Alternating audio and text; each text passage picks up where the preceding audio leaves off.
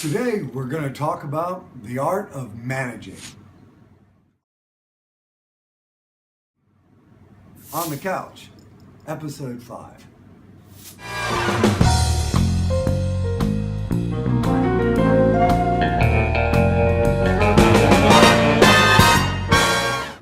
So, what is art? Well, you can look it up in the dictionary. Art is the expression or the application of human created skill.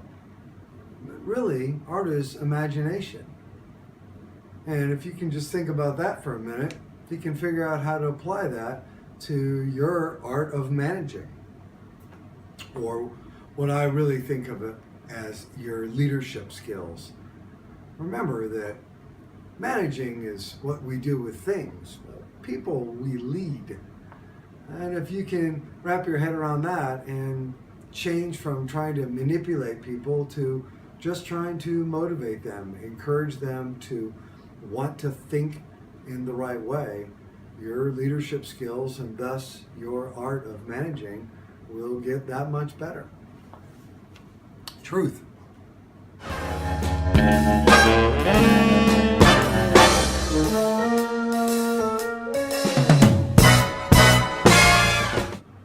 Let's try not to overthink this. You can read my articles about overthinking, which we all do from time to time.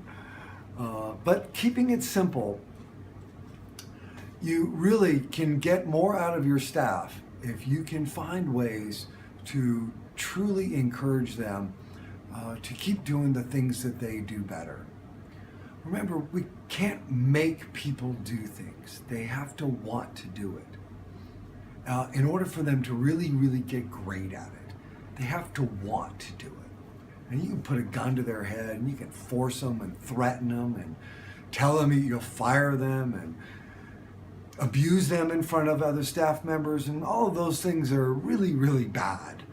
And we see people do it all the time. And what do?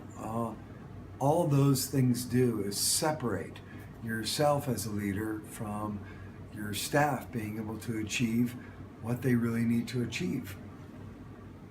If you continuously look for things that are wrong, that's what you will find. You will find things that are wrong because nothing is perfect. And the sooner you accept that, the better you will be as a leader, and the better and quicker you will figure out your managing style and the art of managing. And recently I read an article.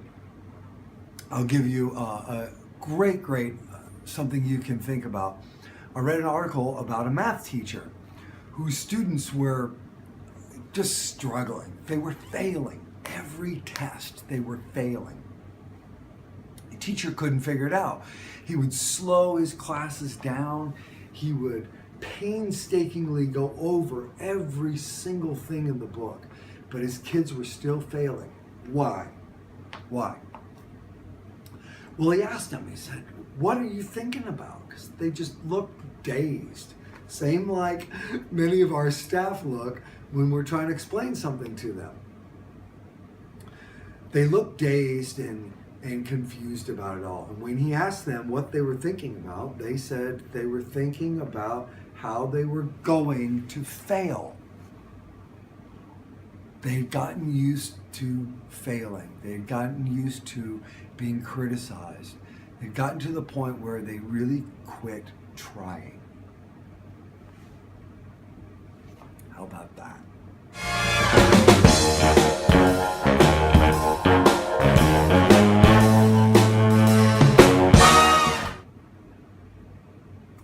I'm not talking about hear no evil, see no evil, or anything philosophical like that.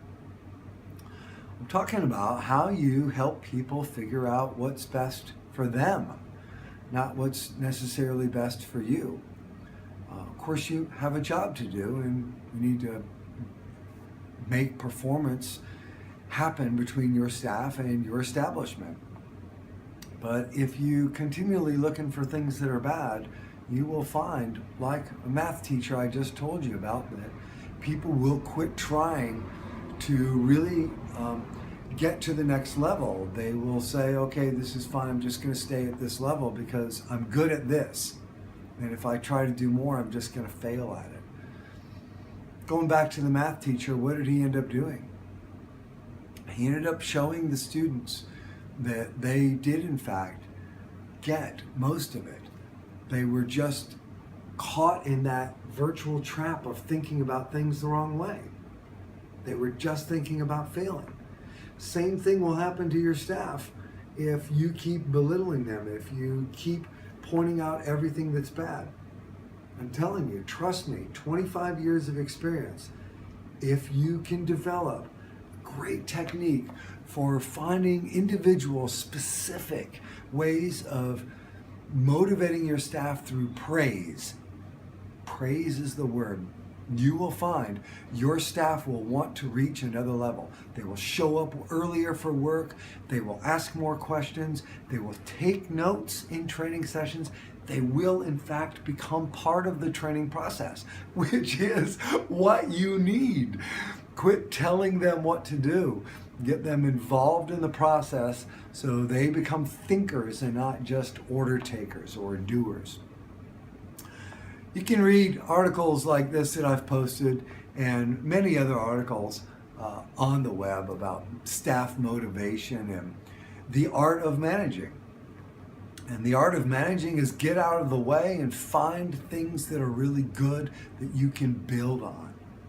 And grow your own reputation from the grassroots of, hey, really good job. Not that indifferent looking away, good job team, but I mean that direct eye contact one-on-one, even in a team setting where you're truly praising people for the good work that they've done. That in stop overthinking. I'm Richard Wilson and you're on the couch with me. This is the end of episode 5. Go online to